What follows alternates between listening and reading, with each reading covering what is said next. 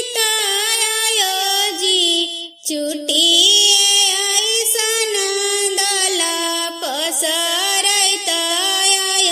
जी झर रे झर खाचड़ी बेटी नीरे के जी पापा के इज्जतिया लेवे आजू दलायो जी पापा के इज्जतिया लेवे आजू दलायो जी रसोईया से बारा भेलन मम्मी दुलरैतिन जी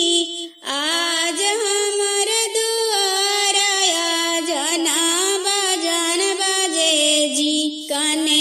गईनी किया भैनी बेटी के पापा जी सजन मिलन करे दुरे रौरा जाई जी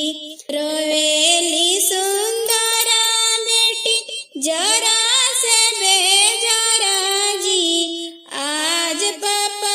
हमार के नाई हर छोड़लन जी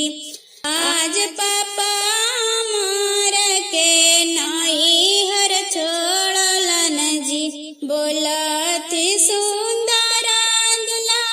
अराजी लगाई जी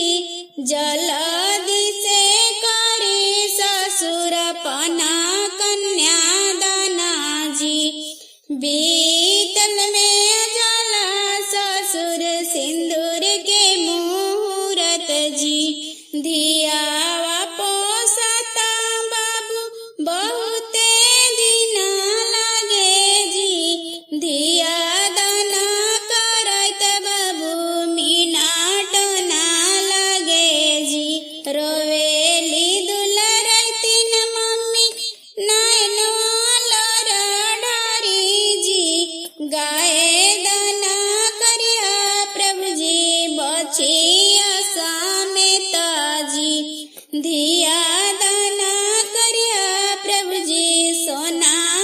समेत जी बोलती बेटी के पापा